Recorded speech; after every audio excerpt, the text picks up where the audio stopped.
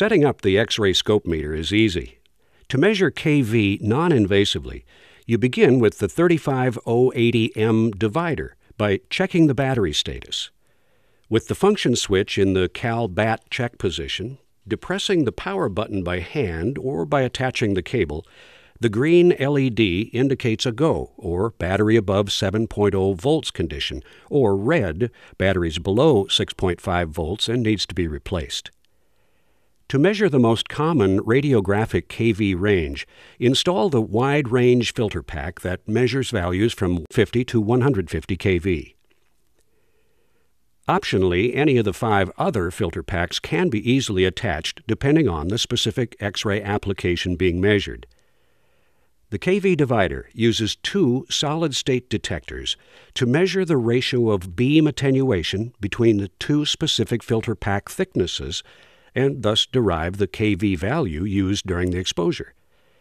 It is accurate to within 2% of the actual kV value. The final step in divider setup is to connect the divider to the scope meter using a cable with BNC connector. A nice feature of the design is when the cable connection is made, the divider turns on, and when disconnected, it turns off so that battery life is preserved. To set up the scope meter for kV measurement, turn the unit on and depress the Medical button. The Medical Measurements menu will be displayed. Using the positional arrows, select KVP from the menu by depressing the F4 or Enter button. The filter pack selection screen will appear. Select the appropriate filter pack, in this case wide range, by depressing the Enter button F4. Next, select the signal shape from the choices on the same screen, either high-frequency 3-phase or pulsed single-phase. In this example, we'll select high-frequency 3-phase by again depressing F4, and the scope screen will now appear. It's suggested that you use the automatic setting for measurement of kV to ensure that the waveform is properly positioned on the screen and the digital readout of kV peak, kVp average, and exposure time appears each time a new exposure is made. Depress the turquoise Auto Manual button until the Auto KVP symbol appears in the upper right corner of the screen. The final scope meter setup step is to be sure that the radiographic mode is selected by toggling F2 until radio is highlighted on the screen, as in this example where we chose to measure the radiographic rather than the fluoroscopic kV. The next step is to place the 35080M in the run mode by depressing the white button to set in the run position.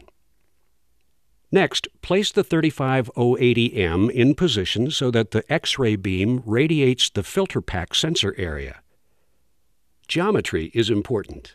First, because you must orient the 35080M to face the X-ray tube either over or under the table, and second, it must be perpendicular to the long axis of the X-ray tube to avoid anode heel effect, which causes the anode side of the tube to have slightly less X-ray quanta than the cathode side. This difference could affect the attenuation of the beam ratio between the 2 solid-state detectors, thus affecting the kV reading accuracy. When the exposure is made, the resultant waveform will appear on the scope meter screen, allowing the operator to see the actual dynamics of the kV waveform, ripple, and so forth. And an instant digital readout of peak and average kV is also conveniently displayed.